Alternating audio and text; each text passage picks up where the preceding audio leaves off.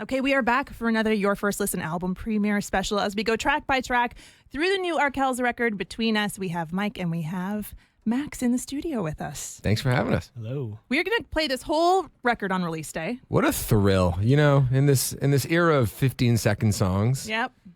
We get to stretch out the whole thing. So 11 Front to songs. back. Front to back. God, even the bridges, you know? We're playing it all. Oh, God. But then you also have to give us context. Of course, of course. All right, so Let's are you talk about ready? it. Yeah.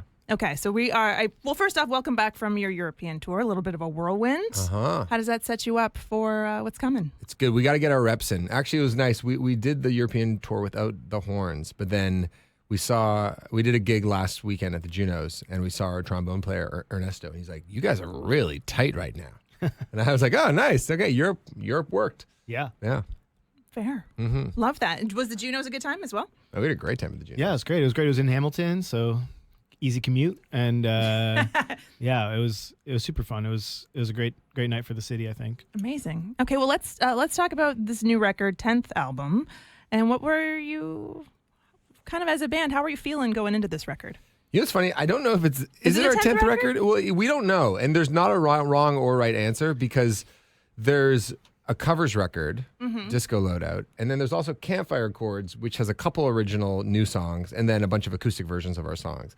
So I think we're at like 11 if you include those two. Okay. But 9 in terms of like original. What do you think, Mike? I would not count those two as full records. Okay, so then we're on 9. Okay, so 9th record. You know, we haven't actually discussed this. So let's start calling it our 9th full I was just record. counting, and that's what the internet No, said. and the internet has many answers. Yeah. Which, okay, so 9th record. We're leaving all this in, by the way. Oh, 100%. Okay, good. Yeah. It just goes to show that you have a very prolific discography. Yeah. And when it comes to this new record, how are you guys feeling going into this one? What was your vibe like, headspace like? You know, I feel like we're always kind of just reevaluating after every show, after every album, after every tour, going, what did we like about this? What didn't we like about it? And one of the things that I was, you know, especially hearing from the guys was it's like, oh, it'd just be nice to the 5 of us in a room with no timetable and like really just like rehearse the hell out of these new songs and then go in with an indie rock producer who like works with bands. You know, there's lots of different kinds of producers these days, and some really want to be involved in the writing process, or some people will want to write in the room and just start recording right there. But I think when we look back at our earlier records, they were the product of just the 5 of us just hacking away in a room for a long time. So that was where we started. We're like, let's really like take our time with these songs and let's find a great producer when we're ready. And that's what we did. John Congleton produced the record, and he's worked with everybody from St. Vincent to Death Cab for Cutie to Tegan and Sarah to Group Love. Like name a Yeah, like kind of so many different genres too. Like he does everything from like Lana Del Rey to like the craziest punk music you've ever heard. So it's like, I think he doesn't have a certain sound that he's like, you know, forcing on the bands or anything like that or the artists. He's just kind of takes you where you're at and just tries to make it great. Yeah, and I think it's like we just didn't want to repeat ourselves. You never want to repeat yourself because then it just feels like you're boring yourself. And that's the trick. When you got 9 records, it's like, where can we go that feels different? And and it feels like, you know, the feedback with the record so far from what people have heard, it's like, oh, this feels familiar. And I think that's because it's the 5 of us playing. Mm-hmm. But then it also feels quite different in terms of like, oh, I've never heard them have that kind of song before, which makes our jobs fun when we go on tour. There's even a bit of a disco-y vibe, but we'll talk about that later. We'll talk about that later. I was doing the electric slide in my living room. But let's start with track 1, Next Summer. Such a grand intro while being so minimal with the keys. Loved it. A little Journey, Don't Stop Believing meets The Killers is what I have in my notes. Oh, is that what you have? Yeah. Oh, this is actually way more interesting if you tell us what you heard, because we can try to sell you on stuff. You know, we have our agenda, but it's actually way more interesting. Yeah, I like that. We're gonna steal that description now. Don't Okay. Start Going Believing meets The forward. Killers. I love It's that. just the keys intro. Dun, dun, dun, dun. Yeah. Yeah. Oh, yeah. Because just a small town, like that kind of thing. Yeah. Oh, the good idea. I feel like live you can do a little medley there if you Ooh. free idea. But you're so forward thinking about Arkells. It felt like you were bringing that Arkells forward thinking to a relationship in this track. But again, that's just my interpretation. What was it? What was it? Yeah, about for you? lyrically, I love this concept of when you meet somebody, it's funny to think about like, oh, I didn't know you last year. And what is next year going to look like? And that's kind of the cool thing about, developing a relationship with someone new is that it's like, I had no idea who you were a year ago, and here we are. And the song kind of feels like the end of summer to me. It feels like a September song. So it's like, what's the next summer going to look like? Here we are. And the lyric is a lying down in the park, hung over a bit. Am I lying to myself again? But I think, musically, it's a great place to start the record. And actually, we were trying to rip off LCD Sound System off the top. Oh, okay. Do you hear that a little bit? Which that track? dun dun dun dun dun Oh, dun yeah. dun dun. What's the one that they all like? Maybe that was only in my head. I don't know their discography enough to guess the name. Is it Dance Yourself Clean? That one? No, it's the Is it All My Friends? All My All My Friends. Friends. Yeah, Yeah. it's sort of cinematic in that way. This record is very cinematic. oh, You good. really set the scene Oh, good. in the tracks. Yeah. And then what else about the song, Mike? Yeah, it definitely has a bit of a bombast. Kind of, I think there's I guess the Killers, the boss, like Bruce Springsteen sort of is in there a little bit, I think. But yeah, it's a fun combo to start it up, I think. I did think that there's in the back and forth all day, all night, back and forth. I'm yours, be mine. I'm just killing. I was like, that's something Taylor Swift would do. So there's a bit of that in there Okay. too. Yeah. We're hoping she does an Arkells cover. Yeah, or Suze's. Okay. Well, let's do a little comparison now. Track 1, starting everything off next summer on Indie 88. All right, we are on to track 2. What's good? Now, are you okay if we do this is chronologically? Yeah, of course. Yeah. Okay. This is what I said was a sing-along existential party jam. Uh-huh. Can we talk about what good? Yeah. What good? It was the last one that we finished. It was the last one that we wrote and the last one that we finished. Yeah. It was the one argument in the studio in the band about how to finish this one. Yeah, there's a couple of different versions of it, I think, in the end. Yeah, the first version was a little more minimal, but then we're like, we need some proper drums on it, so we added those at the end. Mm-hmm. But yeah, in terms of actually, you know what? I was listening to my favorite artist, Doechii, and she did this Tiny Desk concert, and I was like, oh, we need a song that feels like Doechii. And so I asked my niece if it sounds like Doechii. She said, no, it sounds like the Jonas Brothers. Which is the great thing about music is, Yeah. you can try as hard as you want to sound like Doechii, but you don't. What do you listen to when you're in the studio? Do you listen to other music, or are you just so hyper-focused on what you're creating? No, we're listening to lots of music, I think. Yeah, I think when we're always listening to a lot of music. I think that's the most important thing, is to just keep on enjoying music and taking that influence and that excitement you get from new music. For this one, I think it sort of started with a sample, or like not a sample, like a sort of like Tony put together, right? Like this sort of the horns, and that was kind of the anchor of the whole song. And then trying to build out from there, I think, was like the adventure of working on this one. I always kind of got a little bit of a Graceland feeling to this one, like a little more of like a jagged, angular version of Graceland with like these like sort of synthetic horns and just like a lot of energy. So that's sort of where my mind went, at least. Mm-hmm. Love it. We are flying. Yeah, these answers long enough for you? That's perfect. Okay, great. We're on to track 3, Ride, featuring Group Love. Whenever there's a collab, I'm always curious as to how long your friendship has lasted. Of course, they've been produced by John Congleton as well. What's the connection? Yeah, we played with them a couple of summers ago at Bud Stage, now RBC Amp, and they really blew us away. And there's not too many bands that when they open, if they open for us, we go, oh God, we're in trouble. But I remember watching them and go, oh, we really got to bring our A game. And yeah, so the song started with actually a Tony demo that we worked over. It was just like a little keyboard thing that he put together. He was actually, speaking of Graceland, he was also very insecure that it's too much like a Paul Simon song. Ride is. Interesting. Dun, dun, dun, dun, dun. He thinks it sounds like You Can Call Me Out. You Can Call Me Out. Yeah. But I don't really care. I don't think so. Yeah, I think it's okay. But yeah, the song, I was thinking about, actually, this is sort of a theme I've been thinking about a lot lately, and also I think it's in the record, is like this egalitarian spirit where like what are things that we can all enjoy? What are things in our community that have no barrier to entry? And that's why I'm always blabbering on about public schools and parks and public transportation and public health, all these great things. And bicycles are so great for that reason too, because it's like when you're in a bike lane, it's like you're not judging, oh, that person's got a nice car or this person, there's none of that. It's like everyone's just on a bike. And actually, that was one of the fun things about being in Amsterdam. I love it. Is that you see like every kind of person just like riding their ass around the city and just getting where they need to go. And the freedom of that, I think there's so much beauty in like the freedom of just like riding around, beating traffic, and there's a lyric in the second verse.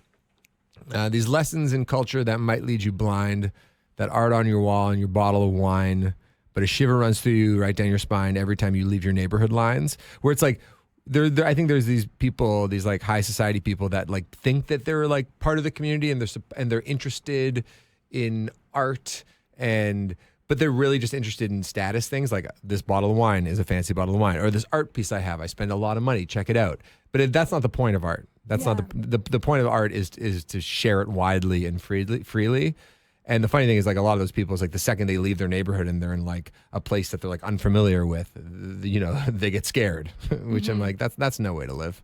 So I don't know. The song has the free feeling to it, and we asked Christian and Hannah to sing on it, and they're sort of like, how would you describe Christian and Hannah? They're like, Hannah has a huge amount of energy. She kind of reminds me of sort of their version of Max. Yeah. And I'd say Christian probably has more of my energy, Yeah. a little more mellow. Yeah. Probably, just kind of tinkering away in the background. But you guys both have this sort of outgoing, infectious, energetic. Yeah. she's very gregarious. Yeah.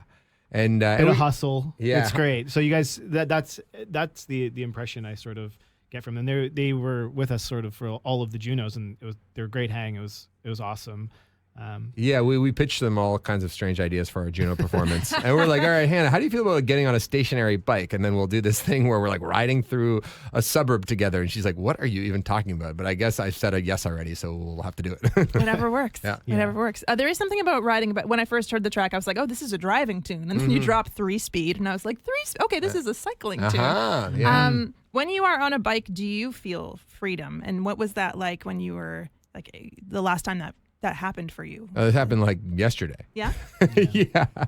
Yeah. I was riding, from Bloor and Dovercourt to Queen and Dovercourt, and it's a little downhill. In Toronto, if you're heading south, it's just you're kind of cruising, and it's so satisfying. It's just like an amazing feeling. I hope you get on some sort of cycling campaign. Yeah, I'm waiting for them to hit us up. We're ready to go to work. Actually, and Mike, we were just in Mexico. The band was just in Mexico last week, and you were riding around. I was riding around. Hotels. Yeah. The bike was kind of scary, but I made it back. But just that sort of like self-propelled kind of like you're just kind of getting out there, and it's just you. Yeah, you can kind of go as far as your body will take you, and that's sort of the beauty of it. It just feels very, very pure and very real to just go for a ride. And I did the same thing in Amsterdam. The hotel had a bike, and I was like, I'm just gonna ride my bike around all day long, and it was the best. Amazing. Well, now we're on to track 4, Money, featuring Portugal the Man. Now, this was the first single, and then now hearing the rest of the album, I was like, oh, this is an interesting choice. Mm-hmm. Why was this the one to start everything off? Yeah, why was it the first? When it comes to singles, and this has always been the case, it's like we have such a hard time figuring out which should be the single. Mm-hmm. And we've been wrong in the past too. It's like Leather Jacket wasn't, I think it was the third song that came out off High Noon. Mm-hmm. So, yeah, I don't know. Why was it our I know you're a big fan first... of John. Yeah, we had John from Portugal the Man. Yeah. And yeah, he added his vocal at the end, and it felt like whipped cream on top of the song. The song has this sweet, easy-going feeling. And I feel like you need to do a collabs record, and it's called Whipped Cream. Whipped cream. 2 words. Is that 2 words? Whipped cream? Yeah. Okay, good. As long as it's 2 words. That's the thing with Arkells records. They're all 2 words. Have you ever noticed that? Are they? Yeah. That's our one superstition in the band. That's the lore. Really? Yeah. Think about it. Jackson Square. Yep. Michigan High Noon. Left. High Noon. Yep. Morning Report. Rally Cry. Campfire Chorus. Blink Once. Blink Twice. Laundry Pile. I think Kings of Leon has something like that too. It has to have 4 syllables. Oh, Aha, Shake, Heartbreak or something. Yeah. Yeah. Aha, Interesting. Yeah. So there's no other superstitions? That's the only one. Okay. Did John bring any superstitions to the track, or did he just show up? John beats by his own drum. That man. John. Oh yeah. John's a wild man. Yeah, he was a great guy to work with. Yeah, they were in Hamilton with us for the rally, and they participated on the bike ride. Ah. Yeah. But the elephant in the room, did we rip off Talking Heads too hard on this song? You tell us. Ooh, okay. Interesting. Yeah, I have to do a side by side. Okay. To be honest, I think I was really focused on the lyrics because, again, I didn't expect Arkells to have kind of a critical or existential kind of breakdown about the effect of money.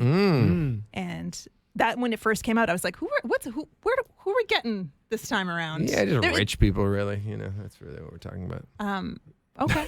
Yeah. But actually, I do a callback, and I was laughing at myself on stage because in Knocking at the Door, it's like, when the power's with people, I don't get pessimistic. There's just like, but then sometimes when the power's with people, it's really brutal and annoying. I.e., we're about to go on tour in America, so maybe I shouldn't say it, but it's like, but in the second verse, there's like, I want the power to the people, except when the people get dumb, and sometimes we run into those problems too, because look where that's leading us right now.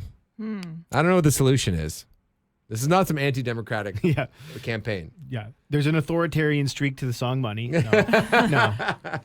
no, but yeah, I think I think save me here, Mike. I think the part of Money that like lyrically that I took from it is that there's sort of these like inherent contradictions to like modern life when it comes to money and everything else, where it's like it's not so simple to be like, I don't need that, because it's like sometimes you kind of do, and it's just like, or you really do, and so it's this struggle that I think we all kind of have, where it's like, how much is enough? What makes you happy, and just sort of looking out in the world and how everybody lives in a different way, and it's complicated. So I think it kind of just contends with the complicated nature of life and money. It's true. That what he said. That was better. And I will say, when I did hear it, I was like, oh, they've been listening to a lot of David Byrne and Talking Heads. Yeah. John also worked with John Collison also worked with David Byrne. Yeah, with David Byrne and St. Vincent. They all made a record together. Yeah. Amazing. Okay, let's talk about. We are on to track 5. Oh, this one. So heartfelt. Imagine Barcelona, and there's a touch of a hoedown in there. If you threw a banjo in, it would be a full country crossover. I thought. Know. Was that the goal? Yeah. I was pretty intent on getting Kendall Carson to play fiddle on the song, so we got her on there. Yeah. And I think historically in our band, even though we love folk music, the idea of doing just a really simple folk song was something that felt beneath us, or maybe like boring, or something obvious. Yeah, it's like GCD. Like, really? That's it? Yeah, this one, I feel like John Congleton was able to pull out a bit of a like slightly like a little bit of a crazy horse thing going on, and obviously then once it gets to Kendall ripping the crazy solo as she does, there's a lot of energy there. So yeah, I think we took it in some new places for us at least. It was also, I remember when we were jamming it, every time we tried to speed it up a little bit, it just lost the whole thing. So we're like, just got to play it like you're like a little stoned or something. Like you're just like not in any rush. But yeah, it's sort of like a dreamy kind of song.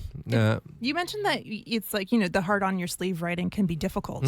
Was this one of the more challenging songs on the record? No, when you're in the mood to write like that and it comes from an honest place, then it's not so hard actually. But I think you can always sort of smell it on a writer if they're like just trying to write something. They're like, this is the romantic song. I feel like Bruno Mars has gotten into trouble with that lately, and I love Bruno Mars. But you can kind of smell it. You're like, oh, this guy's trying to write like a wedding anthem hit, By the way, I love Bruno Mars more than anybody. But I think there goes your opening slot for his 5 shows. I know. Can you imagine? I love Bruno Mars, but I'm just joking. Yeah, the song. I don't know. It's. I feel like it's nice to have this kind of song in our catalog. And I can't wait to play it live. I think it's gonna be good. I'm curious, does Storyline interpret instrumentation first or vice versa? Our songs come from all kinds of places. Yeah. So I don't know if we really have a rule. Okay. Because, Mike and Tony have sent like instrumentals that I've written melodies over. We've done co-writes with other people. Sometimes I'm just at the piano making a voice note. So it can come from lots of different places. Okay. I was just a bit nosy about that one. That one stands out for sure. Ask away. Desire's got some questions. Track 6. Okay, so this is a stripped down ballad, and there's a lot going. There's so much longing in the sonics. I would say. Is this the track that John initially wanted to scrap and then stripped it down? Yeah, I think this one was kind of like in a similar kind of like country roots sort of place, and it sort of was, I think, to him too similar to Imagine Barcelona. And I think he also heard an early demo. He hadn't heard it yet. Oh, he hadn't heard it yet? Yeah, so he was like, this song sounds like Imagine Barcelona. Do we need to record this one? Okay, yeah. Yeah, but then we played the original one with Max just like at his piano, just playing it and singing into the iPhone. And immediately John was just like, that's the way we're doing it. And like that was kind of the beauty of John, is like he wouldn't tell you, like he wouldn't be like, oh, without hearing that or anything, like we need to do it this way. He would tell you like, I don't think this is working, guys. Like this is like his feedback was always very honest and direct, in like the best possible way. And I personally love that in a producer, because then if he tells you it's good, you actually believe them. You don't want to think like, is he just telling me this so that we like get this out of the way kind of thing. So yeah, it was a really like turning point for this song. And then I think it's one of my favorite songs on the record. I think Max plays, and then Max played the piano on this one as well. And I think you have a particular style of playing that's just like bad.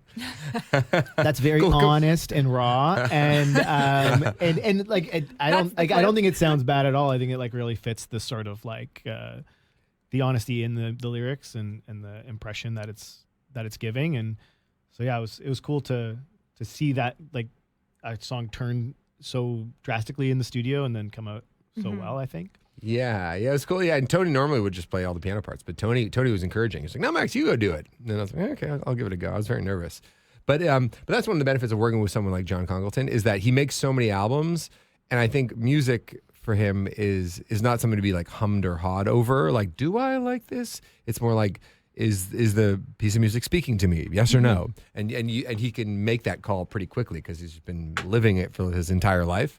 So as soon as he heard the little stripped down demo, he's like, "Oh no, that feels good. That feels honest." And it's usually the question of whether it feels honest or not. And I think the version that we had brought him maybe didn't quite get that for him. The last time you were here, we played a little voice memo roulette. Oh, yeah. Do you still have that early memo? I'm sure you probably have 10,000. Yeah, let me see. Good idea. Let me see if I have. And while you find it, I did have another question, because I wrote I would be a puddle singing this song. Oh. Do you ever get emotional singing these tracks? Occasionally. Yeah. I'm trying to think what song would do that for me. You know what's funny? Unrelated. The other day I wanted to learn how to play the Bare Naked Ladies song "Light Up My Room," which was like not even a single off their album Stunt. And I was singing it, and I was kind of starting to cry.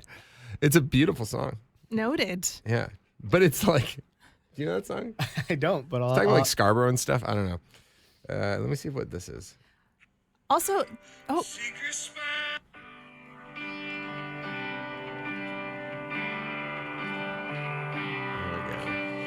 curtains closed, turn off your phone.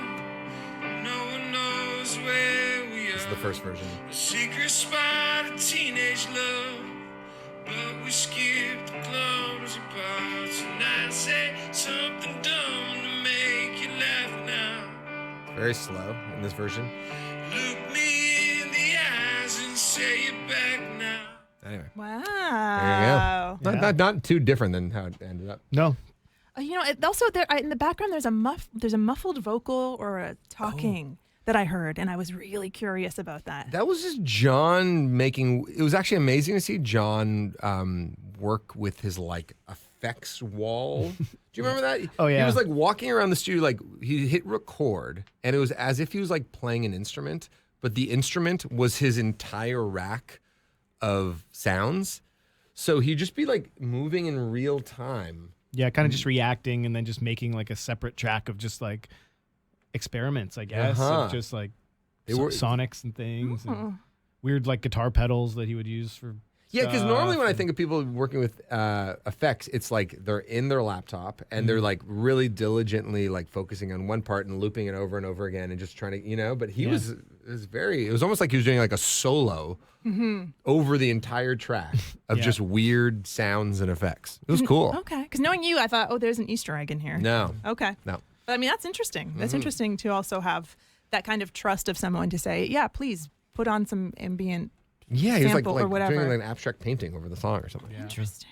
Well, now we are on to after the stripped down ballad. You're bringing out the guitar. Yeah, but Hello, Universe talking. Oh yeah. I said it's the do you mind if I go by my notes? Oh, please. Sure. Okay, perfect romantic driving tune. But something about this brought me back to early Arkells. And I don't know, and again, with the universe talking, I don't know if you're taking that literally, if there were a lot of serendipitous moments in the studio about this, or being in LA, which is also kind of like a little woo-woo. No way. Yeah, lyrically, let me think about that. But let's talk about guitars first. Yes. Yeah, it's. I guess it's definitely more of a guitar forward song. So kind of like, and I think our earlier records definitely had some very loud guitars. I'm trying to think. Yeah, I think. Also, I really think that Tim's drum beat in this song is very like has that kind of like groovy, and just even the production of it sounds kind of like a Jackson Square thing. Although I don't think John's probably ever listened to Jackson Square, so but it definitely it hits that same sort of like spot, I think. It's a soulful kind of rock music.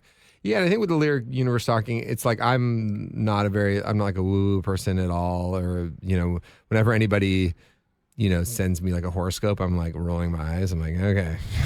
But then sometimes if you're in the mood and the horoscope's right, you're like, this is kind of amazing. Well, wait a second. What's your sign then? Sagittarius. Oh, but you're the party. Is that what it is? Apparently. Oh, interesting. What about you? Now I'm curious. I'm a Taurus. Oh, okay. And I think I do actually embody the Taurus. What is a Taurus? Taurus is like stubborn, argumentative, loyal. But you like luxury, I thought. Yeah. Did I get that right? Yeah, Yeah. that makes you a bit of a fancy boy. Yeah, I can get fancy. Yeah, so it's like I think this is the part about them that I always find a bit like crazy, is that I also feel like you, where I'm like, this is total garbage, but then you'll read one, you're like, oh wow, like how did they? Okay, maybe that's just a coincidence, but then it's like it is a thing. I don't know. Yeah. Interesting. Well, you also were in LA, and also I could be totally wrong about a Taurus, unless that. Trust me, I don't really know everything, but surprise, surprise, I'm not an astrologer. But being in LA, I thought maybe you saw a tarot card reader or something. Nah, The that was all universe. written. No, this was a Canadian written song. We just happened to record in LA. Okay, well, can we talk about this this beautiful tune? Oh yeah. Yeah, I think what else is there more to say about it? Yeah, I think this one's kind of like embodies the way John sort of like set us up in the room, just to sort of like with all of these songs, just to like get the five of us in a room playing the song, and he would just listen to it and make decisions from there. And this one probably is the closest to just like us just playing like live, just right off the floor. And so I think the energy of it has that. It has that sort of like, this is a live band playing the song in a room, which is cool to showcase that on a record, which I think in this day and age happens a lot less. But I think this whole record sort of has that, but I think this song really has that the most strongly. And also, I like the way we sing together. Those sort of 3-part harmonies. You know, live it feels like it sticks out a little bit more to me in my mind. But when Tony, Mike, and I all harmonize together, there's some magic there. I love that. Same with the two hearts. Also has kind of a lot of tension with the drums on that one. Yeah, that's Tim's probably. Was that in the same kind of shining session? moment? Yeah. Because they do feel very connected. Oh, good. Yeah, I felt. It definitely feels like an indie rock thing. Tim's always loved Death Cab for Cutie and the way those drums sound and those sort of like driving indie rock songs. And that felt. You know what's funny? Tell me if you agree, Mike. I felt like our sweet spot. It's like out of all the other songs, it's like, okay, how are we piecing this all together? How are we pushing ourselves?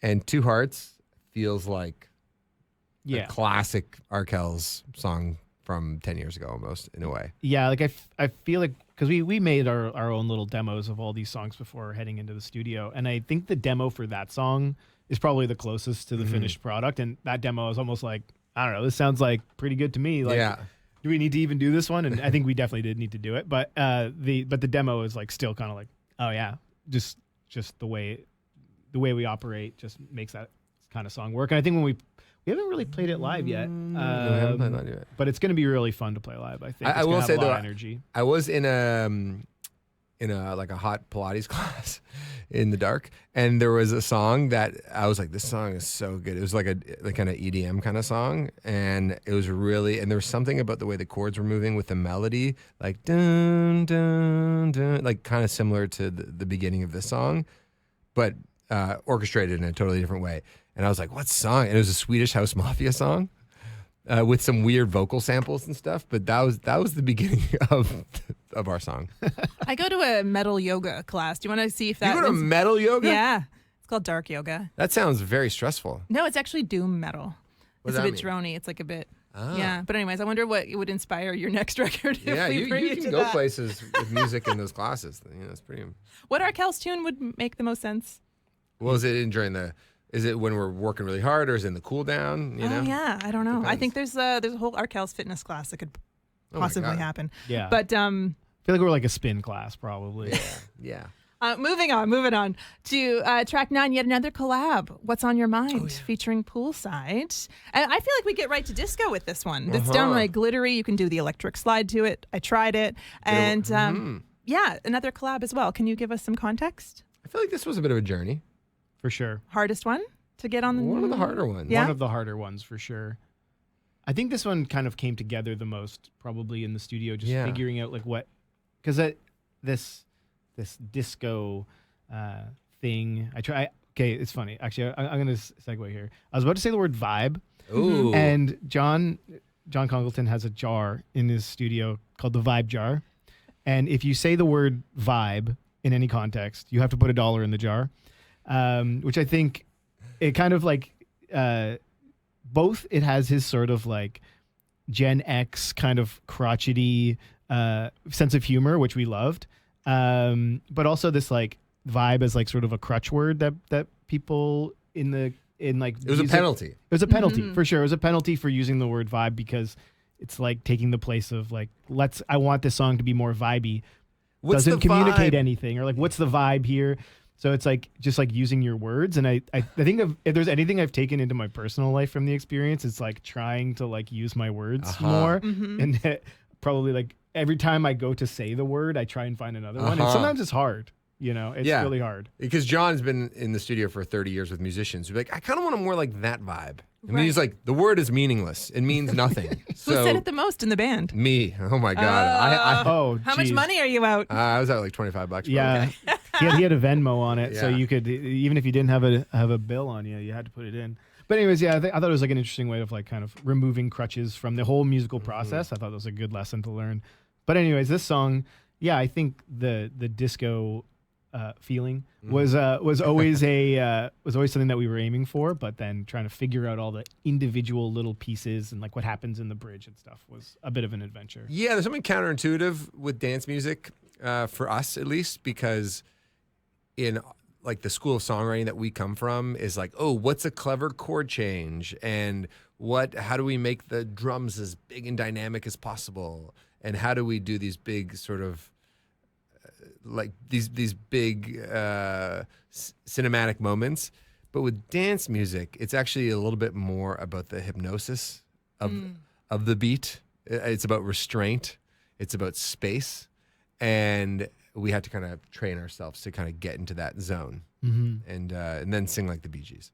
But once you were in that zone, we have track 10, Rumor, which you said, I believe, was it Pet Shop Boys kind of Killers? Yeah. Kind of not vibe, kind of way. But I heard Arkells meets ABBA. Oh, you know what? We did. In that piano punctuates vocal, kind of. Actually, you know what's so funny? Something. I don't know if I've ever told you this, Mike, but when we were getting it mixed, I told our mixer, Pat, I was like, can you make the vocals, can you stack the vocals and like pitch them up to make them sound like girls as well? And he did that. Nice. So it's our voices, but then some girl sounding voices to make it sound like ABBA. Yeah. So you nailed it.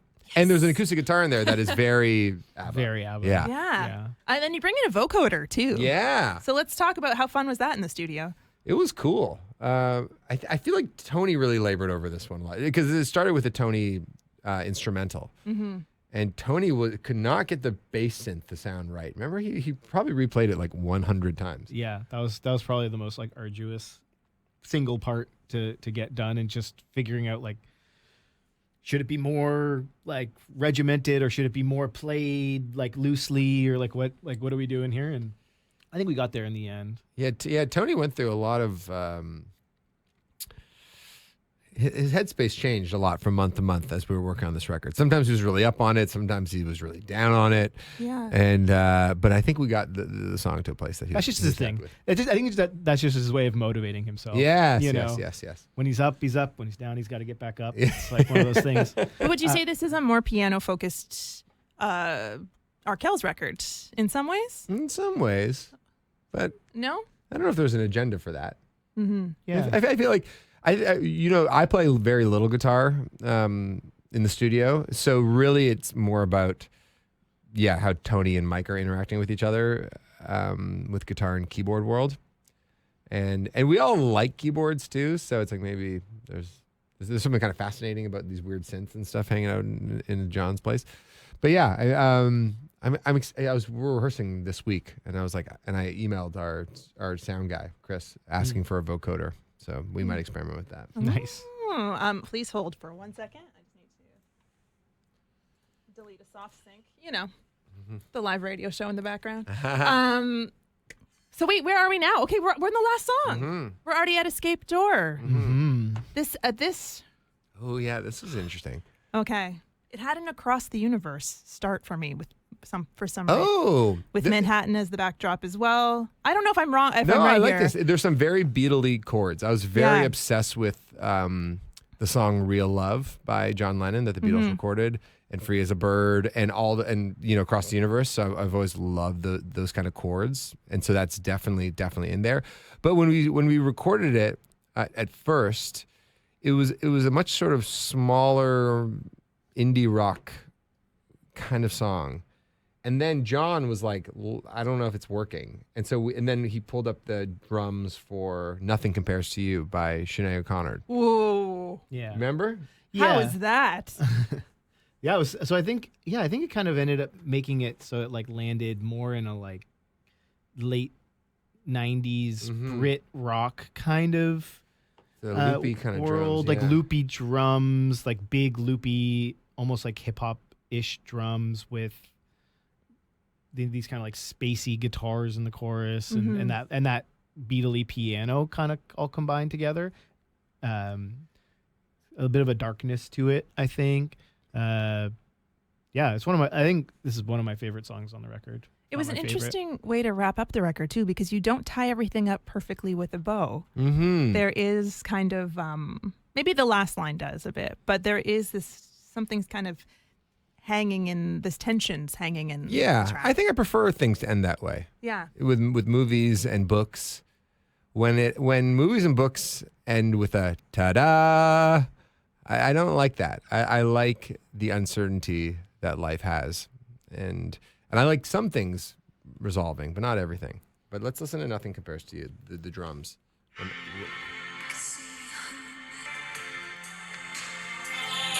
full slow. Yeah.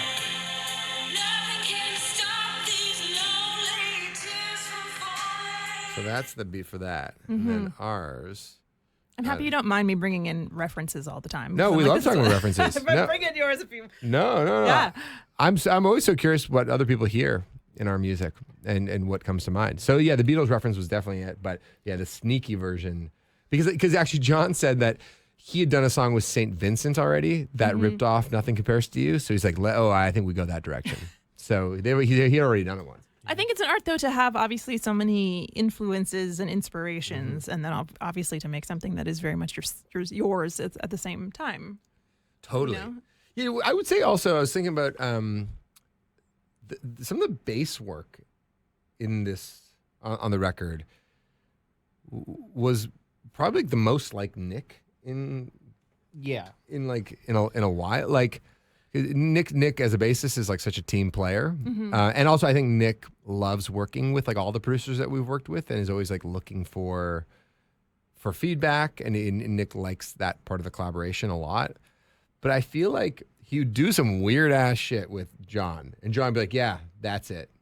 What was the weirdest track? What Like was with the bass line? even the verse of the second verse of this song, he kind of goes for what I kind of think of as like kind of a classic Nick, like little like solo walk on the bass. And I would say probably sometimes the bass gets like nudged more. It can, by some producers, nudged into a more safe world because it sort of has like there's like an interaction between the bass and the drums that like sonically sounds a certain way and can feel preferable. But I've always thought that like some of Nick's like, especially like some of the early bass lines, like you feel something like, oh, the boss is coming. He has like a crazy bass line in that song, which I love, and I think you hear a lot of his sort of like creativity on the instrument on this record sort of all throughout. So for all the bass heads out there, Did you find that way with the Guitar World with John?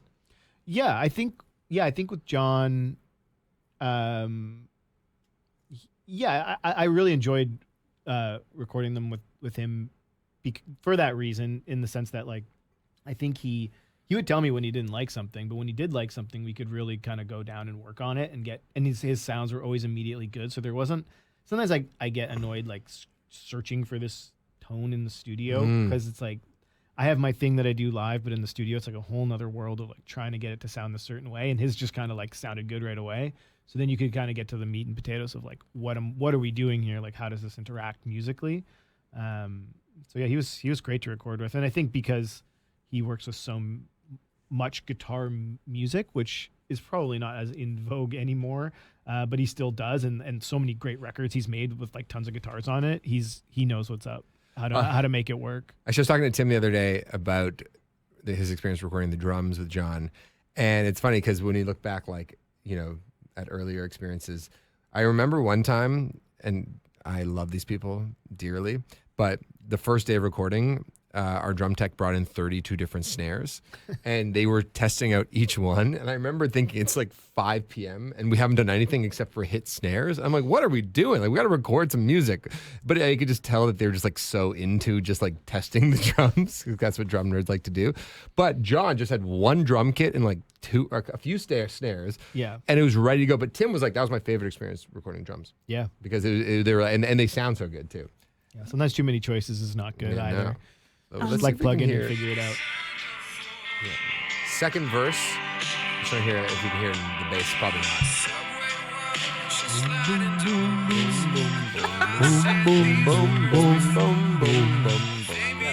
That's cool. Well, I appreciate this lesson. We're gonna play the whole song. Oh, good. Oh, amazing. Yeah, so everyone's gonna hear every single track on this record. Do you have? Is there? Was this a prolific time in the studio? Is there stuff that was kind of shelved to revisit for something sooner than later? We got a couple songs that we didn't put on the record. I'm just being nosy at this point. No, it's a good question. There are a couple. The two songs. Little Lies and the other one. Right. I'll Have It All. Oh yeah. Well, we can't get too far ahead because we just got this record. Yeah. Anyway, two songs are cool. Yeah, they'll come out eventually. I forgot what Little Lies. Now I remember it obviously, but that's a good one. That's a cool song. But yeah, I don't know, how do you feel about track length? Because I prefer shorter records. I think each song gets more time and the more attention. And when it's like 14, 15 songs a record, it's so easy to like skip stuff. But so I wanted to keep it 9 or 10, but then we couldn't help ourselves. We got to 11. What was the last track that was added?